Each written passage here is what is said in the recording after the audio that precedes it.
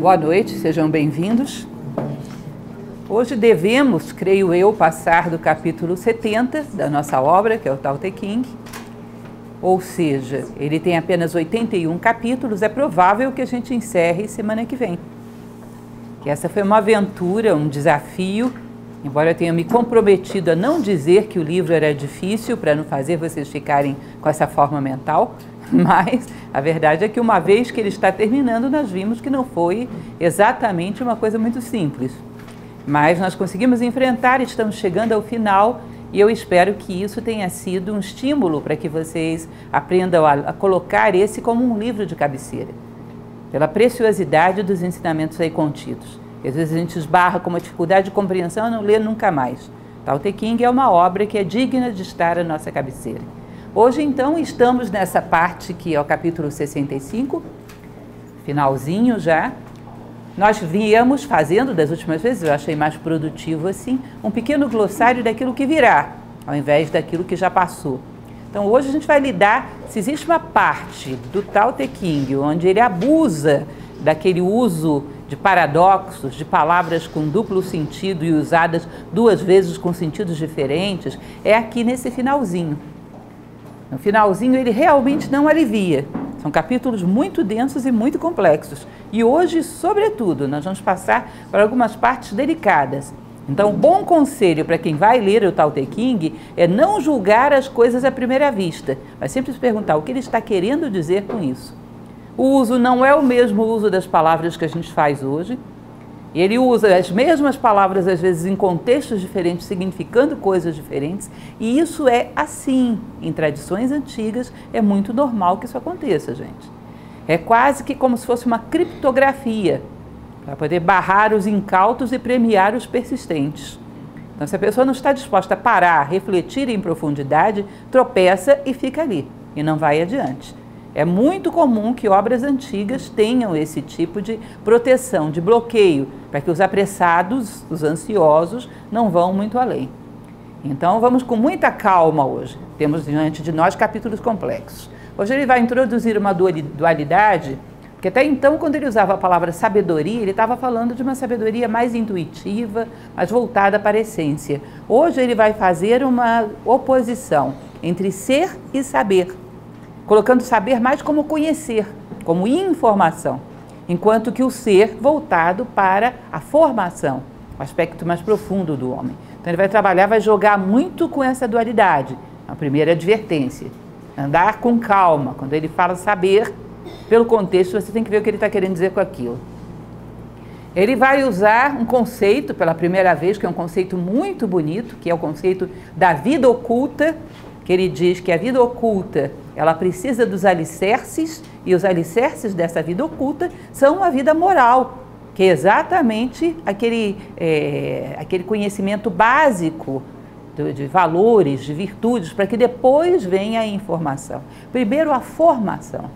Lembrem vocês que eu falava que Platão não deixava entrar na academia, nem Pitágoras deixava entrar no museu, nem Aristóteles no liceu, que não tivesse uma vida moral básica, sólida. Ou seja, a pessoa tem que ser justa, tem que ser honrada, tem que ser verdadeira, senão não vou dar conhecimento para ela. Assim como eu não colocaria uma arma na mão de um bandido. Obviamente, ele não vai utilizá-la para nada construtivo, se é que há algum uso construtivo para uma arma, né? Ela é necessária, mas não construtiva. Então, não se colocava conhecimento na mão de pessoas que não tivessem uma base moral sólida. Isso era uma preocupação fundamental. Então, a vida oculta, que ele vai falar aqui, que é o desenvolvimento dessa vida interior, que conduz o homem à plenitude de si mesmo, primeira coisa é uma vida moral. E depois você vai ter acesso à informação. E mais uma vez, eu insisto com vocês, eu acho que isso seria uma prudência que em todo momento histórico deveríamos ter. Se uma pessoa tem uma tendência, por exemplo, à violência, é melhor que ela seja mal informada. Porque bem informada potencializa muito essa violência, dá meios para que ela se realize. Vocês sabem, por exemplo, que alguns dos tiranos da história, Hitler se diz que é um bom exemplo, Adolf Hitler tinha um carisma, uma capacidade oratória impressionante. Não era melhor que não tivesse? Quem deu essa informação a essa pessoa cometeu um ato de irresponsabilidade que causou danos à humanidade. Não deveria ser dado. É melhor a ignorância absoluta do que o conhecimento em mãos inadequadas. Isso era levado a sério nessas escolas de filosofia que citei para vocês e em todas as escolas de filosofia do mundo clássico.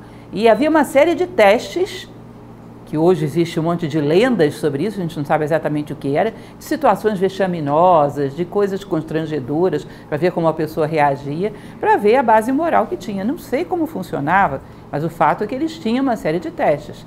E diz que passava pouca gente. Ou seja, era um vestibular meio complicado e não tinha cursinho.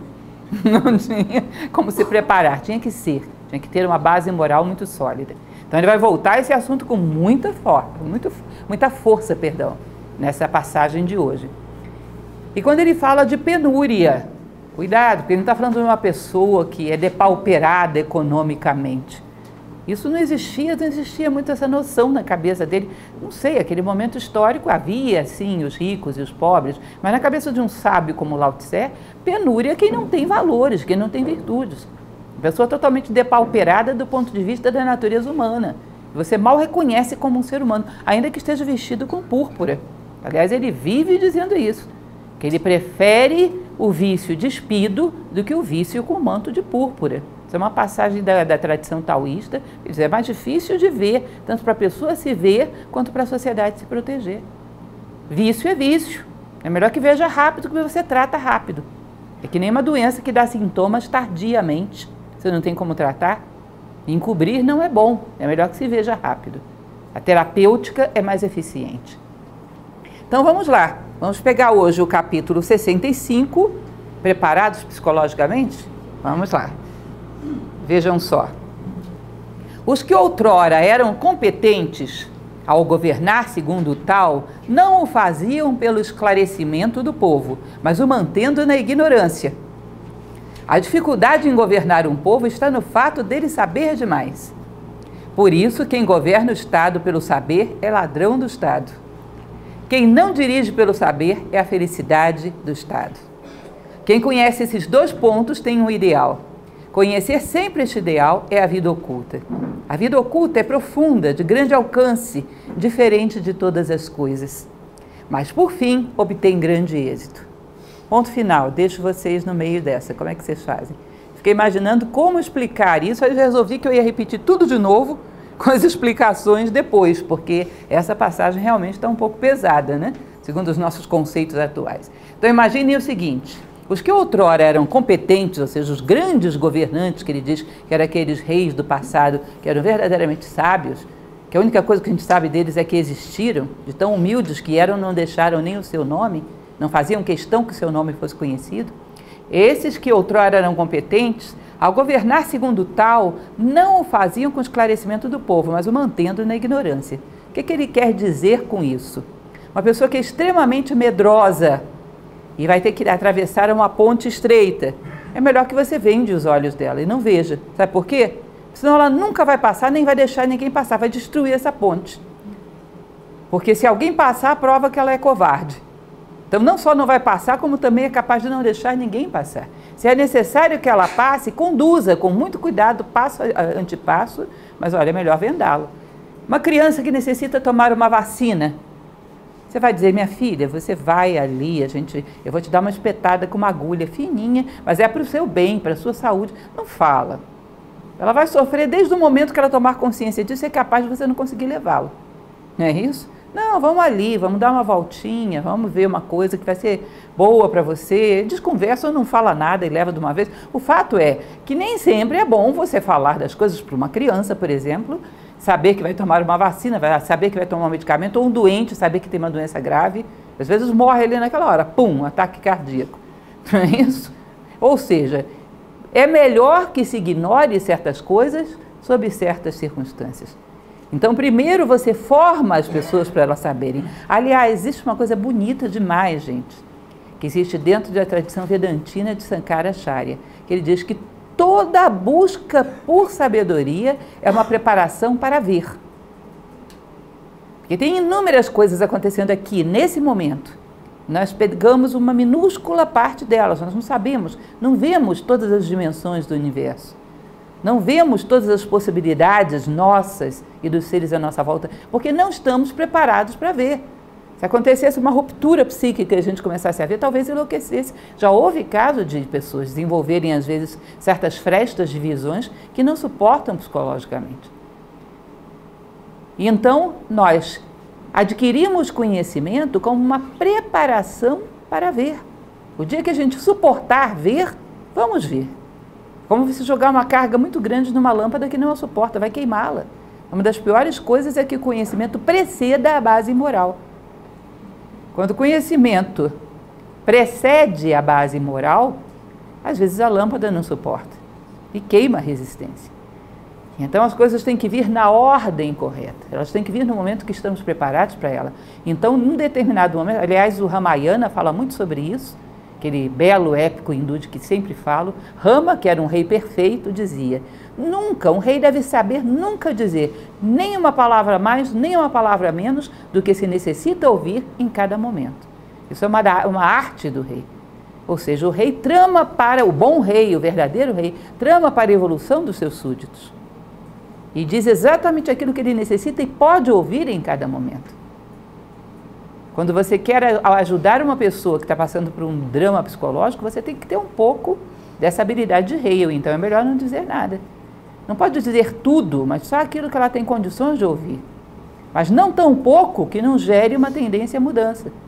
Com a intensidade que passe firmeza, mas não pode gritar com ela, já está muito ferida, nem ser muito brando, que não passa convicção. Vocês percebem que tem aí um caminho do meio, que é uma arte, é um fio de cabelo?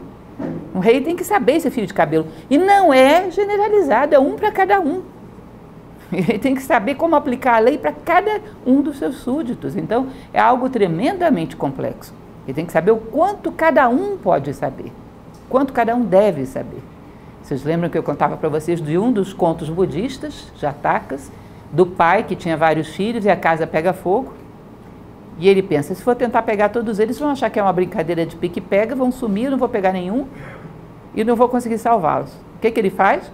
Corre lá para fora da casa e começa a gritar: meninos, tem uma festa aqui fora. Estão distribuindo doces. As crianças saem todas, ele salva todas. Esse pai mentiu? Ou disse o que elas tinham que ouvir naquele momento? Essa é uma das discussões que Platão faz no Hípias Menor. O que é a verdade? O que é a mentira? Sempre comprometida com o bem. Então, nesse caso, o que ele falou estava tremendamente comprometido com o bem. Não dizer mais do que aquilo que se pode e se deve ouvir em cada momento. Então, tem certos momentos que é melhor preservar a ignorância, porque senão, o que vai acontecer? Eu estou explorando um pouco mais esse assunto, que é importante que vocês entendam. Muitas consequências desastrosas, e uma delas vocês já devem ter vivido, que é aquilo que a gente chama de toró de palpite. Quando você sentou lá na sua faculdade, no seu colégio, para fazer um trabalho em grupo, e você deixou o poder de decisão na mão de todo mundo, não tinha líder esse grupo. E ninguém conseguia fazer nada, porque todo mundo queria dar os palpites mais bizarros do mundo. Ou seja, a coisa ficou acéfala e ficou aquela loucura e onde nada caminhava. Vocês percebem que, em geral, se não coloca um organizador da coisa, que toma decisões e assume a responsabilidade, nem trabalho de grupo com 4 ou 5 pessoas não funciona. Ou não é assim? Com caos. Eu acho engraçado, todo mundo já deve ter percebido isso também, eu percebo demais porque tem uma página em Facebook de propaganda do nosso trabalho. Gente, você coloca lá a frase mais complexa, desafio vocês, vou pegar lá uma das máximas de Sankaracharya da escola Vedanta, coloco lá. Eu te garanto que vai me aparecer pelo menos uns 10 garotos de 15 anos discordando de mim. Discordando do Sankaracharya. Aparece e colocando os palpites mais atrevidos do mundo. Esse cara está errado, quem é ele para falar isso? Você ouve de tudo. Eu acho muito impressionante. Sócrates falava sobre isso. E, aliás, ele costuma brincar que Sócrates era pai da estatística, porque ele pegava as perguntas mais complicadas que ele conhecia, que ele não sabia a resposta. Ia para a rua perguntando para o pessoal. Todo mundo respondia alguma coisa. Ele disse: olha, eu devo ser o homem mais sábio da Grécia mesmo, porque eu pelo menos sei que nada sei, eles não sabem nem isso. Vai para uma pessoa que está, sei lá, desocupado, fazendo qualquer bobagem no meio da rua, que não se compromete nem com a sua própria vida, e pergunta o que ele acha da política econômica norte-americana. Dificilmente ele vai te dizer não sei. Ele vai dar algum palpite. Não percebe? Isso é uma coisa caótica. Ele diz: olha, em determinados momentos, Se uma pessoa é um verdadeiro rei, um verdadeiro governante que está conduzindo as pessoas para o bem, não pode entregar para ela toda a verdade, porque vai vir um toró de palpite e eles vão derrubar a ponte. E ninguém caminha. Tem que dizer para as pessoas aquela verdade que naquele momento eles podem assimilar para dar um passo adiante. Como se diz para crianças. Já pensou, você tem 5 filhos, nossa, que família feliz. Sento com os 5 para discutir o orçamento doméstico? Não, eu aplico. E é para o bem deles, eu sou pai. Assim como pai, rei é rei, deveria ser um grande pai também. Um governante deveria ser um grande pai. Isso está falando do verdadeiro governante. Nós estamos meio traumatizados, né? Mas nós sabemos que o nosso problema não é problema de sistema, de quem decide, o nosso problema é de termos as pessoas erradas no lugar errado. De não termos critérios nem dentro de nós para sermos comandados pelo melhor de nós e, logicamente, se não temos dentro, também não teremos fora. Cada vez que criticarmos por sermos governados pelos piores, deveríamos pensar, dentro de mim as minhas decisões são tomadas por aquilo que eu tenho de melhor? Ou eu tomo por impulsos, por paixões, por revolta, por ódio? Então eu estou sendo comandado também pelos piores. E a sociedade é um reflexo mais ou menos daquilo que a média das pessoas fazem. Bom, a dificuldade em governar um povo está no fato dele saber demais. Por isso, quem governa o Estado pelo saber é o ladrão do Estado. Como já falamos, é um ladrão do Estado, porque vai dar uma total impossibilidade desse Estado cumprir o seu papel. Lembrem, isso é um dos preceitos sociopolíticos mais básicos para todo canto, gente. É o seguinte, ninguém pode obrigar um ser humano a crescer na marra. Se pudesse, era uma beleza. Todos crescendo de patins. Não é? Bastava vir um grande mestre da humanidade, ele rebocava todo mundo. Não dá, existe uma lei incômoda chamada livre-arbítrio. Cada um evolui segundo o seu próprio esforço. Porém, o que um Estado pode fazer? Convidar todo mundo para subir.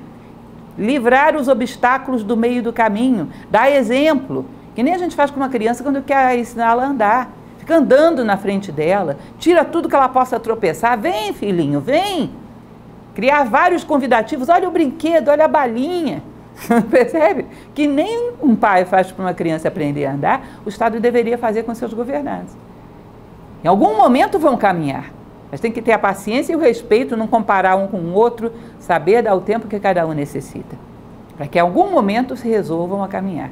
E para isso, não vai dizer, olha meu filho, se você caminhar, daqui a pouco você vai ter que andar o dia inteiro, vai ter que comprar sapato, é caro, daqui a pouco vão te botar no colégio, daqui a pouco você vai ter que fazer educação física, correr, vai doer a perna. Meu menino, se entendesse tudo isso, não andaria nunca, né? Deixa eu ficar aqui quieto, porque eu não vou enfrentar uma dureza dessa. Não, vem cá que tem balinha, nesse momento é só a balinha que ele tem que ver, uma coisa de cada vez. Cada coisa ao seu momento. Então é complexo a maneira como essas tradições veem, por exemplo, o conceito de verdade. Não está associado a fatos, porque inclusive a gente não sabe exatamente o que são os fatos. Os fatos têm 1000 ângulos, está comprometido com a ideia do bem. Isso é muito interessante conhecer para quem tem a curiosidade, isso é o Hípios Menor de Platão. Lindo, lindo, muito bonito o diálogo. Então, primeiro é o ser que um Estado deve garantir, formação. E só depois o saber, que é a informação. Ou seja, não coloque perícia técnica na mão de pessoas sem fortaleza moral. Você é um ladrão do Estado, você está boicotando o Estado na sua função principal, que é fazer com que as pessoas cresçam, porque aí você vai ter um boicotador profissional. Esse é um cidadão que vai multiplicar a potência dos seus vícios com essas ferramentas que você deu para ele. Não tem sentido que o Estado fabrique pessoas para boicotá-lo. Não potencialize com informação se essa pessoa não tem uma formação básica. Claro que o Estado ideal preocupava em fazer isso mais ou menos ao mesmo tempo. O garoto está recebendo o grau de informação que ele precisa, mas também a formação moral em paralelo. Se você vê que num determinado ponto ele bloqueia, talvez por uma necessidade de experiência que ainda não viveu, porque cada um tem a sua individualidade, bloqueia e está apegado a um vício, a informação para ali. Quando ele resiste à formação, a informação também para. Isso é o quê? As leis de Platão. Resistiu à formação, a informação não pode continuar. Senão você começa a potencializar o que ele tem. E isso pode ser um boicote ao trabalho do Estado, que é ajudar todo mundo a crescer. Nós não temos na história pessoas que tenham causado grandes prejuízos históricos grandes, que afetem um grande número de pessoas, mal informadas. Em geral, estavam muito bem informadas. Ou seja, a informação, nesse momento, potencializou um genocida, um tirano. Era melhor que não tivesse. Era melhor que nunca tivesse recebido. Hitler era melhor que tivesse sido analfabeto. Talvez tivesse provocado um estrago, mas um estrago bem menor. Bom, quem não dirige pelo saber é a felicidade do Estado. Ou seja, aquele que não dirige considerando a informação, mas sim a formação, saber aqui se opondo a ser, lembrem. Né? Quem não dirige pela informação, mas pela formação, é a felicidade do Estado. Olhem os classificados, gente, eu acho isso muito engraçado.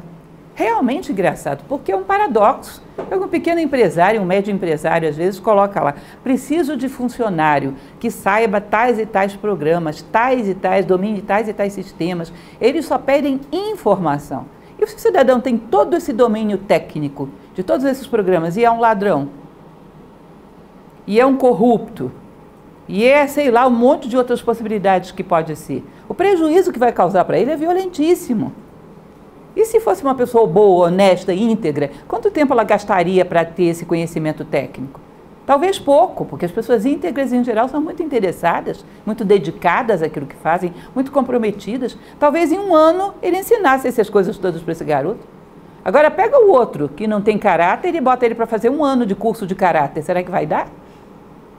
Você percebe que é um investimento descomunal que talvez nessa vida não dê. Você vai colocar um desonesto que assim que virar as costas vai te roubar. O que adianta os seus diplomas? Vocês percebem que isso é infelicidade para qualquer instituição? Que a solidez da instituição vem muito mais da integridade moral, a solidez moral daqueles que a servem, do que propriamente da quantidade de informações que detém? E se isso acontece com uma instituição pequenininha, imaginem o Estado. A base dele, que ele vai falar, é a base da vida interior, é a base da condição humana, é primeiro formação, depois informação. Senão você destrói, você corrói o Estado, você rouba do Estado a sua função fundamental e começa a criar aqueles que atentam contra o crescimento da humanidade ou que potencializam as debilidades dos demais. E aí começa a haver aquela união por cumplicidade de defeitos. As amizades, as uniões humanas deveriam ser sempre por cumplicidade de virtudes.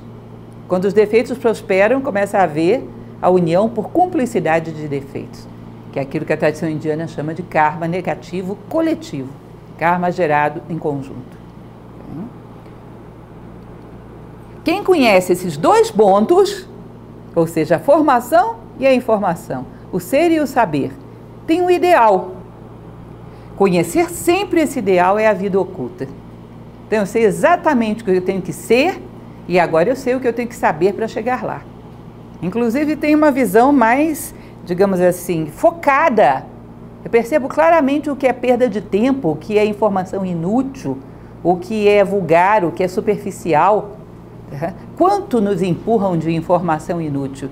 Você vai ver, às vezes, os 10 mais de alguma, divulgados para aí como os livros da moda, uma quantidade enorme de pessoas lendo aquilo, e às vezes vai ver os 10 maiores clássicos da história, eles não leram. Então estão lendo o livro da moda e não leram Dom Quixote, não leram República de Platão. Vão poluindo a nossa mente com um monte de informação, às vezes inútil, às vezes perniciosa, sem que o básico tenha sido construído ainda. Certo?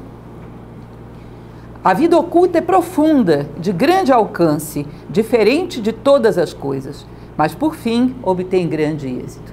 Então por que um Estado fica caótico? Porque as pessoas são superficiais. Não tem a vida oculta. E não é só as que comandam, é também as que são comandadas. Falta de vida oculta, de vida humana, profunda. Falta de ser e de saber. Falta de formação e de informação simultaneamente. Hoje, no nosso momento histórico, a gente informa. Quem informa? Quem informa? Sei lá. Se os pais têm informação, eles passam, mas quantos têm? Qualquer um que hoje tem a habilidade física, biológica, para ter um filho, coloca um filho no mundo. Mas não necessariamente a habilidade biológica coincide com a habilidade psicológica, a habilidade espiritual para formar essa criança, que é uma responsabilidade enorme. Então tem um monte de elementos aí de paradoxos estranhos no nosso momento histórico, porque colocar um ser humano no mundo é uma responsabilidade muito grande. E nunca foi considerado algo que poderia ser feito por qualquer um de qualquer maneira, porque isso determina profundamente os destinos da humanidade. Continuando, 66. Se os rios e os mares reinam sobre todos os riachos, é porque ambos sabem manter-se em níveis inferiores. Ou seja, os riachos fluem para o mar está em nível inferior. Os riachos fluem para o rio porque o rio está no nível inferior. E por isso eles comandam. Por isso reinam sobre todos os riachos. Assim também o sábio, se quer elevar-se acima do seu povo, coloca-se abaixo dele quando lhe fala. Seja o máximo de humildade.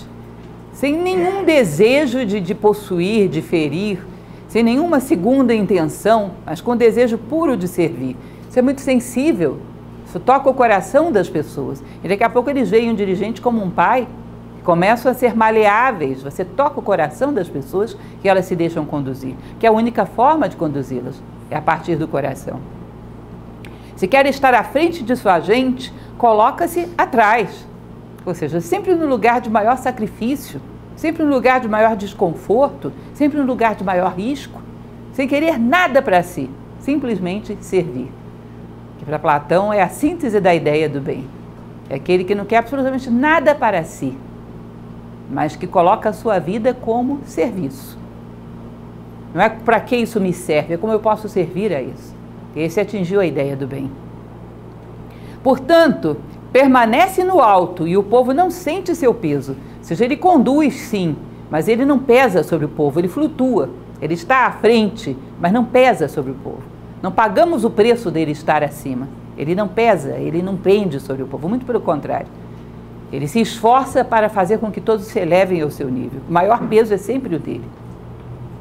Mantém-se na liderança e o povo não é ferido por ele. Assim também, todo mundo é solícito em exaltá-lo, sem ficar de mau humor. Como ele não briga, ninguém no mundo briga com ele. Lembre, já falamos disso 1 milhão de vezes. A brecha da inconsciência é onde corta o fio da espada. Nas nossas brigas internas, você tem uma fresta por onde as brigas externas vão se estabelecer. O fio da espada corta naquele ponto onde você foi derrotado internamente. Então ele é uma pessoa tão pacífico, que ele gera quase que uma aura. É uma pessoa tão vitoriosa sobre si mesmo, que não é alguém por onde você encontra uma fresta por onde possa atacar. Então é aquela pessoa que você sente que não tem desejos e, portanto, não tem como ser manipulado. Não deixa frestas por onde você pode entrar e manipular. Nós sempre somos manipulados pelos nossos defeitos. E ele não deixa aparente algo que possa ser pego e tomado como ponto de apoio para algum manipulador. Então ele fica, quando superamos essa avidez egoísta, segundo diz o Tao Te Ching, um ser nesse nível, claro, é um sábio, não é uma pessoa comum, fica invulnerável, não tem por onde as forças externas penetrarem. Porque não há frestas internas, não há rachaduras. Dentro dessa lógica que eu tenho feito ultimamente com vocês de trazer textos de outras fontes para a gente fazer paralelos, como ele está falando aqui de um governante, de um rei, de um sábio que conduz um povo, eu trouxe um texto contemporâneo, que é um texto de um escritor ainda vivo, um romancista histórico, Steven Pressfield, num dos romances históricos que eu acho, dentro da minha humilde opinião, pelo menos dos contemporâneos, um dos mais belos que há, que se chama Portões de Fogo. Num determinado momento, Xerxes queria atacar os espartanos nas Termópilas e havia entre eles um grego. E esse grego vai explicar para Xerxes o que era para um espartano um rei, porque para os persas diz que era muito diferente, né? Pelo menos segundo historicamente conhecemos. Aí ele vai explicar o que dentro de Esparta significava ser um rei. E essa é a explicação. Vejam só que coisa linda. Vou dizer a vossa majestade o que é um rei. Um rei não enfrenta o perigo dentro de sua tenda, enquanto seus homens sangram e morrem no campo de batalha. Um rei não janta enquanto seus homens passam fome, nem dorme quando eles estão vigiando sobre o muro. Um rei não exige a lealdade de seus homens através do medo, nem a compra com ouro. Ele ganha o seu amor com o próprio suor e os sofrimentos de que padece em nome deles. O que significa o fardo mais penoso? O rei é o primeiro a se levantar e o último a cair. Um rei não exige o serviço daqueles que ele lidera, mas o fornece a eles. Ele os serve e não o contrário. Isso é um rei, Vossa Majestade. Um rei não gasta sua substância para escravizar homens, mas por sua conduta e exemplo os liberta. E isso dentro do romance Xerxes fica perplexo, porque ele não era nada disso. Era um rei que era conduzido num trono lá no fundo, protegido por 1000 guerreiros, enquanto que os outros padeciam no campo de batalha. Ele mostra que nos espartanos o rei estava lá, Leônidas estava na primeira fileira, e o maior risco era o dele, o maior esforço era o dele, o maior sacrifício era o dele. Bom, isso é um rei. Vocês percebem que isso, que não tem nada a ver com o assunto que nós estamos falando, lembra muito a definição de líder dentro do taoísmo. Existe uma árvore no alto de uma montanha. Várias pessoas estão escalando. Aqueles que chegaram muito alto vão ver que lá em cima existe uma árvore. Um é grego, vai descrever na sua língua materna. O outro é indiano, vai falar em hindi. O outro talvez seja peruano, vai descrever em quechua. Mas quando você traduzir e comparar essas explicações, vai ver que todos eles estão falando de uma mesma coisa. É uma árvore. Ou seja, todos aqueles que chegam a ver algo de real falam de coisas muito parecidas, gente. É uma das coisas que dentro da filosofia fazemos, o estudo comparativo. Nos permite perceber que por aí existem coisas que não podem ter sido tramadas por gregos e incas para poder enganar a gente. Por aí existem verdades na natureza que podem chegar a ser percebidas por todos aqueles que sobem o suficiente essa montanha, que é uma montanha que está dentro de nós. Continuando, vamos lá, 67. O meu tal é grande, é o que todos dizem, mas de algum modo é inútil. E é justamente por ser grande que ele é inútil. Se fosse útil, há muito teria ficado pequeno. Então é outra coisa, outra dualidade. O taoísmo é danado de fazer essas coisas. Útil versus necessário. Quando ele está falando de útil, aí ele está falando de utilitarismo, daquilo que é usado como meio para um fim maior. É um recurso que você usa, desgasta e ele acaba. Ele é um meio para você atingir algo que isso sim que é o bom. O tal não se presta a isso. O tal o que é? É o divino em nós, é o sagrado. Como você pode usar o sagrado como meio? Qual será o fim? Não é curioso isso? Eu peço a Deus para eu ser famoso. Como assim? A tua fama é maior do que Deus? Pede a fama para você conhecer Deus, é melhor. Bota o pequeno no meio e o grande no fim, bota as coisas na ordem correta, porque não pode haver nada mais sagrado do que aproximar-se de Deus. Então, qualquer coisa que você tem que colocar no final tem que ser maior do que aquilo que você coloca como meio. Então, o utilitarismo nada mais é do que usar coisas como ferramentas para construir uma obra. A obra tem que ser maior, ela tem que ser grandiosa. Então, o tal, do ponto de vista da essência espiritual, ele não é utilitário, ele é necessário. Ele não diminui ao ser usado. Ele não é para ser usado, ele é para ser conquistado. Isso é importantíssimo. Aliás, eu não sei se nesse tempo já era, devia ser, né? Senão ele não estava falando desse jeito, porque no nosso momento histórico tudo ficou utilitário. Tudo ficou. Então, eu sou honesto porque senão me prendem. Eu sou justo porque senão eu vou responder a um processo. Eu não roubo porque senão posso ser pego. Eu não minto porque senão podem descobrir. Porque se eu tiver certeza que não vão descobrir, eu minto. Eu corrompo. Eu sou injusto. Não é pela justiça em si, ela virou meio. Eu estudo para passar no vestibular. Ou seja, o conhecimento é meio, não é fim. Para o ser humano, o conhecimento não é meio. Eu sou bonzinho porque senão Papai Noel não traz presente. Então a bondade virou meio. A bondade virou meio. Tudo é meio. Mas, pelo amor de Deus... Como podemos considerar, e no dia que ele descobrir que não existe mais Papai Noel? E no dia que não tiver ninguém vigiando? Por que faria todas essas coisas? Percebem que é imoral que os valores humanos sejam meios. Eles são fins em si, eles são necessários e não utilitários. Então, o ser humano colocar o conhecimento como meio, por exemplo, é a coisa mais comum. Quem estudaria se não houvesse a prova? Lembrem lá, curso primário de vocês, não tem prova. Quem estudaria? Não tem vestibular. Quem é que revisaria aquela matéria toda do ensino médio sem ter vestibular? Quem faria? Se ao longo da vida não tivéssemos tido nenhum título a alcançar, se alguém te garantisse, sei lá, uma vaga no serviço público, não tem concurso e você passa seguramente, não tem risco. Quem estudaria aquele negócio? Aquilo é desagradável, aquilo é um meio que, se eu pudesse cortar caminho, seria melhor, que não serve para nada. Nós colocamos isso na nossa cabeça.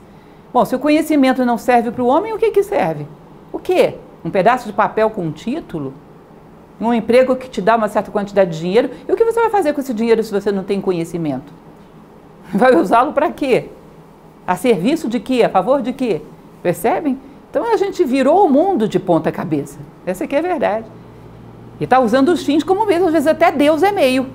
Para você ter saúde, ter segurança, ter bem-estar, Deus virou meio. Ou seja, eu tenho que ter uma relação de boa vizinhança aí com Deus, porque vai que eu preciso. Eu comentava com vocês esses dias que eu ouvi uma pessoa falando isso, todo mundo aplaudindo. Você deve pensar nos seus familiares, você deve pensar nos seus amigos. Não deixe para trás os seus familiares, seus amigos. Na hora da adversidade é com eles que você vai contar. Todo mundo aplaudiu. Eu fiquei pensando, gente, tá bom, mas isso não é uma amizade, nem é um amor familiar, isso é um plano de previdência privada. Vai que você precisa. Como assim? Se eu não precisar, eu não devo amá-los? Então, só para ter uma garantia? Isso é utilitário. Nós tornamos o mundo todo utilitário. E o que é que está no fim da linha? Nós queremos mesmo é o quê? O bom mesmo é o quê? Se tudo que tem valor está no meio do caminho. O que é o fim? Não tem fim. Nem sabemos o que é o fim da nossa vida. Então é curioso isso. E desgastamos as coisas que mais têm valor. Se fosse útil, há muito teria ficado pequeno. Ou seja, as coisas que usamos, desgastamos e elas diminuem, encurtam. Os valores nunca encurtam, nunca se gastam. Eu usei tanta justiça que agora quase não tenho. Não, eu usei minha pele, agora ela está desgastada. Eu usei a minha mão, talvez ela fique enrijecida. Mas a justiça, quanto mais usar, mais ela vai se tornar rápida, mais presteza vai ter para poder julgar situações novas. Quanto mais eu usar, melhor fica. Não existe isso com os valores espirituais. Não existe isso com tal. Tenho 3 tesouros que aprecio e preservo. O primeiro chama-se amor. O segundo, sobriedade. E o terceiro é a recusa de liderar o mundo. Liderar no sentido de dizer, quem manda aqui sou eu. Você sabe com quem você está falando? Ou seja, a necessidade de ter o status de líder. Que é um dos vícios psicológicos terríveis. É a avareza no plano psicológico. O cidadão já não quer mais bens materiais, ele quer cargos e honras. Isso vicia tanto quanto querer bens materiais. Aliás, se diz que a avareza, quanto mais sutil vai ficando, pior é. É menos palpável, mais difícil você se livrar dela. Não vê com tanta facilidade. Então, pelo amor podemos ser corajosos. O que será que o amor tem a ver com coragem? Diz que a própria palavra coragem vem de core, coração. Platão fala naquele Crátilo, que ele fala sobre a etimologia das palavras, que herói vem de eros, o amor. É a etimologia que ele dá, segundo o nome dos deuses. Sabe o que significa? Tem um rio caudaloso e eu não nado tão bem. Mas do outro lado tem alguém que eu amo e eu preciso salvar. Eu não vou me desafiar a esse risco? Eu não vou enfrentar esse rio? Vou. Por alguém que eu amo, vou. À toa, por esporte, não iria, seria loucura. Mas alguém que eu amo do outro lado, eu vou. Coragem vem de core, coração. Coloca o teu coração lá na meta, que você vai ver que se o resto do corpo não corre atrás. Na prática, a gente está sempre correndo atrás das coisas que a gente ama. Aí não tem desafio. Mãe para salvar filhote é uma leoa. Toda mãe é uma leoa. Não tem desafio grande demais. Se ninguém foi, vai ter a primeira vez hoje que alguém vai, porque eu vou. Ou seja, a coragem está ligada ao amor. O que mais que ele fala? Pela sobriedade podemos ser generosos. Vejam bem, pela sobriedade, pela lucidez. Porque se você não for sóbrio e lúcido, a sua generosidade pode alimentar vícios, dependências. Sabe aquela pessoa que você ajudou a vida inteira e que não cresceu e que o dia que você não ajuda, ela fica com raiva? Achando que você não fez mais do que sua obrigação? Você criou um viciado, um capenga que está te usando como muleta. Porque a generosidade exige sobriedade e lucidez. Dar aquilo que a pessoa necessita para crescer e não o que ela quer. Então, às vezes, você gera vícios. Então, sem sobriedade não existe generosidade verdadeira, no sentido de generar e gerar, dar vida. Você não está dando vida, você está dando uma muleta. E não pense, se você está fazendo um investimento para ter reconhecimento, é um investimento de retorno nulo, porque em geral os dependentes são ingratos.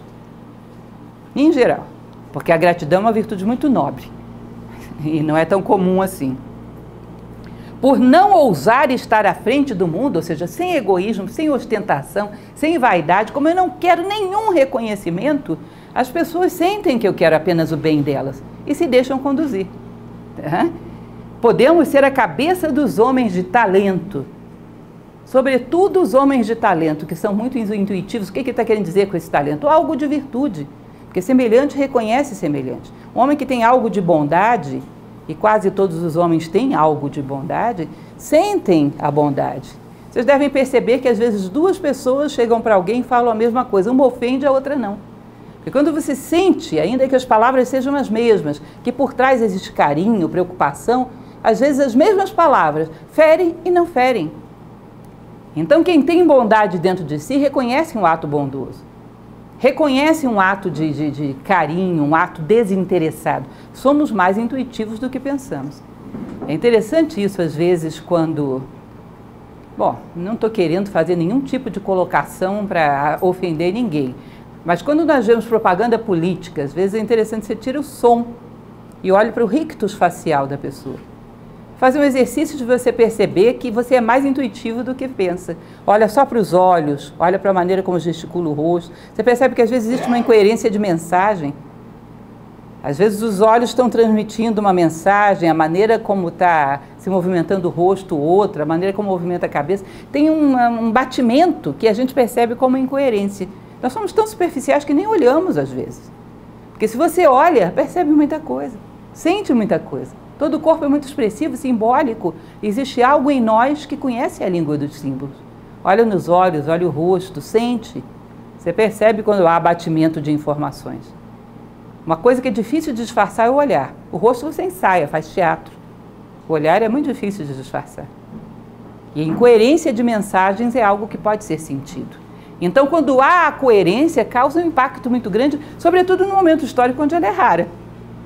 A coerência, a contundência, o comportamento exemplar gera um impacto muito grande, porque é o que os homens estão buscando em última instância, embora eles não saibam disso. Estão desesperadamente pedindo por isso. Seja coerente e me dê exemplo, me mostre como fazer. Seja humano e me mostre o caminho. No fundo, todos, embora não saibam, se vem, por exemplo, numa escola de filosofia, vem pedindo isso. Seja coerente e me mostre como é que faz. Seja humano e me mostre o caminho.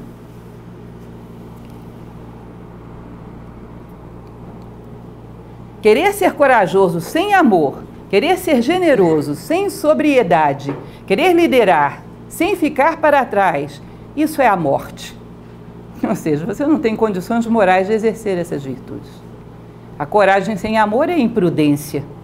A generosidade sem sobriedade pode ser criadora de vícios, pode ser cupidez, você pode desperdiçar as suas riquezas em vão, como se diz popularmente, né? Jogar fora as suas pérolas. Querer liderar sem ter capacidade de ser o último a receber, beber o último gole, pagar a maior cota de sacrifício, é o cúmulo do egoísmo. Se para combater tivermos amor, sairemos vencedores. Se usarmos amor na defesa, seremos invencíveis. Gente, ele está falando de um combate. Está falando de guerreiros. Se para combater eu tenho amor, para ter amor no combate, eu tenho que ter uma convicção tremenda de que a melhor coisa que pode acontecer a essa pessoa com quem eu estou combatendo é ser derrotado. Porque se ele for vitorioso, quem está sendo vitorioso são os defeitos dele. E quando a gente vence defendendo os nossos defeitos, se compromete cada vez mais com eles. Então imaginem vocês que um grupo de loucos resolvesse invadir o Louvre e destruir todas as obras de arte porque são profanas. E você combatesse essas pessoas. Num momento futuro, se essas pessoas recuperassem a sobriedade, elas não te agradeceriam por ter segurado a mão delas antes de praticar uma loucura? Um crime contra a humanidade? Talvez elas tenham sido as maiores beneficiadas do mundo. Porque o karma de uma ação dessa deve ser enorme. Então, aquele que combate inclusive com amor por aquele que Aliás, é por isso que os incas faziam aquela famosa oração que eu falei para vocês, que antes de ir para o campo de batalha, eles pediam que os deuses lutassem ao lado do justo, que vai que eu estou errado, porque todo mundo acha que está certo, né? E se eu estiver errado? Eles não pediam que os deuses lutassem do lado deles. Já pensou uma coisa dessa? Eles invocavam os deuses e pediam: lutem aos lados dos justos, seja quem for. A pior coisa é ser vitorioso quando você está labutando pela injustiça. Fortalece esse vício. Aquele a quem o céu quer salvar, ele o protege pelo amor. É muito curioso. Você está caindo num poço, o que o céu vai te dar? Amor. Para que por amor você crie a força necessária para se agarrar a alguma coisa no meio do caminho. Por amor você possa ter o estímulo necessário para subir. Jung dizia que nas suas experiências com o inconsciente ele não enlouquecia porque voltava por amor àquelas pessoas que precisavam dele. Por amor a gente consegue se comprometer e voltar à lucidez, voltar à vida. Tem um filme que assisti já há muitos anos, não sei se algum de vocês assistiu, que se chama O Óleo de Lorenzo. Viram? Tremendamente dramático e doloroso, vocês sabem que aquilo é uma história real. Uma criança que tinha uma síndrome rara e não havia nenhuma cura conhecida na medicina, porque os casos eram escassos e não havia ninguém se dedicado ainda àquilo. O que os pais fizeram? Começaram a estudar medicinas, revezavam cuidando da criança e indo para a biblioteca. E foram pesquisar no mundo inteiro quem tinha feito alguma pesquisa correlata com aquilo em outras áreas. Essa criança não se salvou, Lorenzo morreu. Mas esses pais acharam um controle da síndrome que o menino tinha. Nenhuma outra criança mais morreu com aquilo. Foi um negócio impressionante isso. Aconteceu, gente. Você sabe o que é um pai e uma mãe, por amor, fazerem um curso de medicina autodidata e descobrirem que tinha um químico, que não era nem dentro da literatura médica, que tinha um químico que tinha trabalhado com um determinado tipo de óleo que atuava e servia para poder fazer um experimento com aquele tipo de problema, que nunca havia sido relacionado esse óleo com essa síndrome da criança, e eles descobrirem uma cura que a medicina não tinha descoberto, por amor a um filho. Lorenzo se foi, mas nenhum outro Lorenzo se perdeu mais por esse mal. Não é curioso isso? Ou seja, o amor nos torna invencíveis, e se estivermos caindo, o que o céu vai nos dar para que a nossa força se multiplique, se exponencie, é mais amor. Aqueles que amam são invencíveis.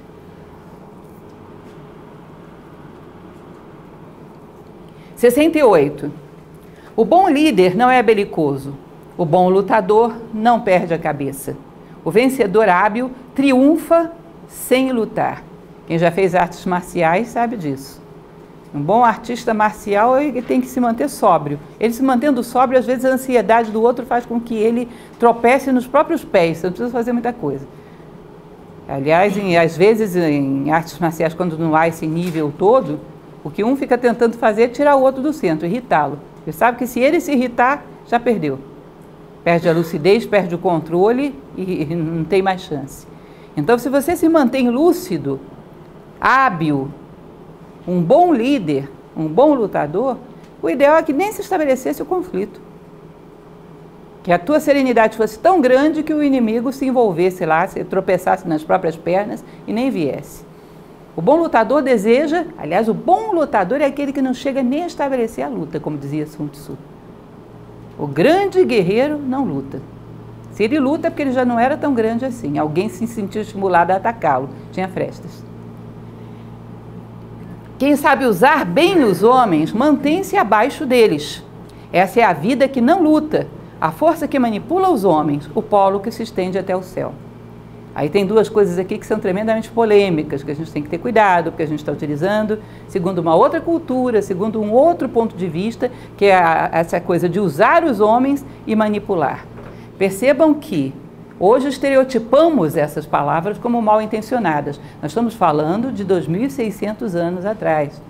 Manipular e usar não necessariamente tinha essa maldade que tem hoje. Uma pedra de mármore Carrara, para virar, por exemplo, o Moisés de Michelangelo, o que foi que ele fez com essa pedra? manipulou. Quando você vai numa farmácia dessas, que aliás o nome delas é farmácia de manipulação, pede para eles manipularem um medicamento para você e ele te cura uma doença, esse medicamento é manipulado. Manipular é manejar, usar as mãos, que não necessariamente é para o mal. Quem esculpe uma estátua, o maestro que rege uma orquestra, tudo isso está manipulando. Não necessariamente é para o mal. Quem usa, quem molda, quem direciona o povo, não necessariamente é para o abismo. De uma certa maneira, quando você educa um filho, você está manipulando para o bem. Essas coisas são duais. Ou seja, quem é capaz de conduzir os homens é aquele que é humilde o suficiente para que os homens não o sintam como um rival, mas como um pai. Então ele se coloca abaixo, ele é simples. Os homens têm que sentir que ali não tem um rival, não tem um competidor. Tem alguém que os ama e que com toda simplicidade e humildade dá o melhor de si para que ele cresça. Já comentei com vocês uma ocasião, vocês devem lembrar dessa história, que o professor Michel Chenique, que trouxe Nova Acrópole para o Brasil, ele contava a seguinte história. Imaginem vocês que haja um náufrago em alto mar e tem um sábio dentro de um barco. E o sábio quer dar a boia para o náufrago. Mas o náufrago é tão vaidoso e egoísta que ele quer se salvar sozinho. Se ele der, ele não pega. Aí ele dizia, o sábio faz o seguinte, ele vai lá para o outro lado do barco e disfarçadamente joga a boia no mar. Aí vem assoviando, olhando para o céu, como se não quisesse nada. Aí o náufrago diz, olha mestre, eu achei uma boia. Ele, discípulo, que homem especial você é em achar uma boia no meio do oceano. Que criatura maravilhosa. Você acha que ele vai chegar e dizer, seu estúpido, fui eu que te dei essa boia. Você dá uma afoga. Mas não pega a boia. Vocês percebem como é que é a natureza? Mas não afoga. Então você tem que deixar as pessoas acharem que elas encontraram. Tem uma parte do Tao que fala sobre isso. O sábio deixa que as pessoas pensem que elas encontraram um caminho. Que ele lutou para abrir com a enxada para elas. Eu achei um caminho capinado no meio da floresta. Como eu sou sortudo. Deve ser o meu dia astrológico. Como é o nome daquele dia especial que a gente vive no nosso horóscopo? Deve ser, porque eu sou uma pessoa sensacional. E o sábio não está disputando, ele não quer nada para si. Então deixa ele achar que ele encontrou uma boia no meio do Oceano Atlântico. Contanto que ele pegue. Ele é humilde, ele não quer reconhecimentos, ele não espera nada em troca. E essa generosidade, essa abertura absoluta de coração faz com que ele consiga penetrar até mesmo nos corações mais cerrados. E consiga transmitir e realizar em alguma medida diferenciada para cada ser humano um pouco da sua missão, que é ajudar os seres humanos a crescerem. Entendem isso, gente? Estamos passando por uma área pedregosa do Tao Te Ching. Vamos lá. 69. Entre os soldados há um provérbio. Não ouso bancar o senhor, prefiro bancar o hóspede. Não ouso avançar uma polegada, prefiro recuar um passo. A isso se chama andar sem pernas, lutar sem braços, rechaçar sem atacar, conter sem fazer uso das armas. Imagine, você é um hóspede, está dentro da casa de uma pessoa, principalmente se é uma pessoa, sei lá, não é seu pai, sua mãe, é uma pessoa que você tem menos intimidade. O que você faz? Ei, eu quero comer, que hora você vai pôr a comida? Não, você espera ele dizer. Vamos jantar? Vamos. Não, hoje a gente vai só tomar um chá. Tá bom. Hora de dormir. Tá bom, vamos. Amanhã eu espero você às 8. Ok, 8 você está lá. O hóspede vai seguindo segundo o dono da casa, não é isso? Ele vai se amoldando ao regime da casa, como se diz popularmente. Diz que o exército chinês falava dessa forma. Ou deveria falar. Bom, o inimigo é o dono da casa. E eu vou vendo como ele age. E vou me moldando às circunstâncias. Não existe nada rígido. Eu vejo onde há o ponto fraco, onde há o ponto forte, onde está o flanco mais exposto. Eu vou dançando conforme a batalha. Se existe uma coisa que fragiliza o homem, é querer regras prontas que valham para todos os tempos e para todos os espaços. Nunca, não existe isso. Quem foi vitorioso na vida é porque guardou discernimento e julgou todas as situações como se fosse única. Então, sempre em tal situação avançar? Não, nessa situação não é avançar.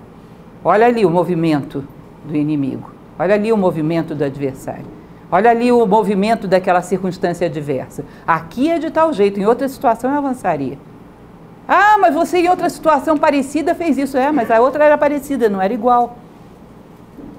Lembra que eu falava para vocês que uma das coisas, um mérito da medicina homeopática, por exemplo, é que entram duas pessoas gripadas lá e sai cada um com um medicamento diferente. Porque esse médico não julga a tua gripe, julga a tua vida como um todo. Você é um ser humano ímpar e irrepetível com o vírus da gripe. E ela é outro, então não vão sair, nunca generaliza. Nunca trata o diferente como igual, nunca perde o detalhe. E isso é para lutar numa guerra, e isso é para lutar também contra a adversidade, dentro de nós e fora de nós. Porque no fundo toda a vida é uma constante superação de adversidades, nossa e de todos os seres do universo, para ir expandindo cada vez mais em direção à plenitude de cada ser. Não há maior desgraça que a de subestimar o inimigo. Se eu subestimo o inimigo, corro o risco de perder minhas riquezas. Que riquezas? Meus valores, minhas virtudes, o pouco de sabedoria que já reuni. Isso é minha riqueza. Você corre o risco de deixar que a sua essência seja profanada, porque bobeou com o inimigo. Ah, eu sou uma pessoa crítica. Não, mas isso é insignificante. Os anos vão passando, a personalidade vai ficando mais rígida. O que era relativamente difícil de combater aos 20, fica bem mais difícil de combater aos 30. E muito mais rígido aos 40, porque vai criando um histórico. E você vai se identificando com aquilo. Quando vai querer combater, tem a impressão de que está traindo a si próprio. Sente como se combater um defeito fosse se mutilar, cortar um braço. Vai ficando mais rígido, não se adia a lutar contra o inimigo. Viu? Reage. Não se menospreza um inimigo pequeno, tem tantos outros defeitos. Não menospreza o inimigo, ele é pequeno agora, mas é que nem o Pequeno Príncipe, saía cavucando o planeta dele para pegar as sementes de baobá. Porque semente de baobá vai dar baobá, e ele é grandão. Então tem que combater enquanto ainda é semente. Lembrem disso, falávamos na semana passada. Então não subestime os defeitos, combata-os enquanto ainda são pequenos de preferência. Se eu subestimo o inimigo, eu corro o risco de perder minhas riquezas. Quando dois exércitos se defrontam em combate, vence o que luta de coração pesado. Gente, isso é muito bonito. Aliás, em outras passagens ele fala sobre isso. O vitorioso nunca deve voltar orgulhoso, cantando cânticos de glória, de queixo em pé, porque embora ele saiba que a sua causa seja justa, ele causou dor, ele matou homens, ele causou destruição. Então uma pessoa que faz algo porque é extremamente necessário para proteger a sua cidade, as suas famílias, porque o invasor está vindo de forma agressiva, ele faz porque é necessário, mas não faz tendo prazer de matar alguém, tendo prazer de provocar destruição. Se ele não está com o coração pesado, ele não é vitorioso. Ainda que a guerra se vire a favor dele, como ser humano ele foi derrotado. Pagou um preço caro demais. Lembrem daquilo que Júlio César dizia? Comentários à Guerra Gálica. Nossa, que livro bonito. Eu já vou botar mais livro na cabeceira de vocês. Eu acho que esse não estava ainda, né? Lindo demais. Quando César vai avançar em direção à conspiração de Orgetorix, era um grande povo celta, que eram os... Vou lembrar já, uma dos povos celtas que foi o que provocou o início das guerras gálicas. Quando ele vai avançar, o número de inimigos era muito maior e eram muito assustadores os celtas. Gritavam feito uns loucos, tocavam cornetas, desafiavam o oponente, usavam o corpo todo cheio de tintas, eram homens mais altos do que os romanos. E os romanos temem, né, aquela primeira linha de Roma toda com os estandartes, toda cerimonial, eles temem e começam quase que imperceptivelmente a retroceder. Aí César diz, se vocês retrocederem, deixem os estandartes de Roma, porque Roma nunca retrocede, e avança sozinho. Deixa os estandartes nunca retrocedem. Gente, era impressionante a maneira como ele sabia evocar a honra naqueles homens, uma coisa impressionante. A ideia de Roma para eles era sinônimo de um ideal e não de uma cidade. E se eles perdessem essa honra, era pior do que perder a guerra. O tempo todo ele passa isso. Não tem ódio, não tem vingança, tem um sentido de honra. Então, se um dos exércitos não luta com o coração pesado, sentindo prazer em destruir, ainda que tenha a vitória em campo de batalha, na verdade, como seres humanos foram derrotados. O professor Jorge Ângeli Braga, que fundou Nova Acrópole, ele dizia uma coisa, só para encerrarmos, que é muito bonita, muito forte. Sempre houve na história construtores e destruidores de pirâmides. Escolha conscientemente em qual dos lados você quer estar. Sempre houve, durante muito tempo ainda haverá na humanidade, construtores e destruidores de pirâmides. Escolha conscientemente, o mais rápido possível, em qual dos dois lados você quer lutar. Porque senão, inconscientemente, às vezes estamos destruindo pirâmides. Então, ainda que seja necessário um combate difícil, ainda que seja necessária uma decisão dura, se isso provoca dor, há que ter peso no coração. Porque não é próprio de um ser humano sentir prazer com a dor alheia. Contraria um dos códigos morais mais básicos da humanidade. Aquele que combate vence se está com pesar no coração. Que o seu desejo era trabalhar pela vida e não contra ela, mas está ali por uma necessidade e não por um interesse. Bom, hoje ficamos por aqui então. Estamos no 69, quase entrando aí no 70. Provavelmente, como a gente não avançou tanto, na semana que vem a gente ainda não termina. Devemos ter mais 2 semanas. E depois, ninguém está nem interessado. Já, eu espero que vocês gostem. Fazer uma coisa um pouco mais perto da gente, para variar, um pouco diferente. Vamos fazer o Herói de Mil Faces. Tá? Não sei se vocês conhecem. Muito interessante. Como? O Herói de Mil Faces. Joseph Campbell, que alguns já devem ter ouvido falar, porque foi o grande inspirador de George Lucas, né, aquela criação lá daquela saga da Guerra nas Estrelas. Enfim, é um autor moderno que influenciou um bocado de gente. Mas a obra dele é muito interessante para quem gosta dessa ideia dos mitos, dos símbolos, dos heróis. É muito interessante, acho que vocês vão gostar. Alguém já ouviu falar, ou já leu O Herói de Mil Faces, ou já leu alguma coisa de Campbell? Vale muito a pena. É isso então, gente. Muito obrigada e boa noite.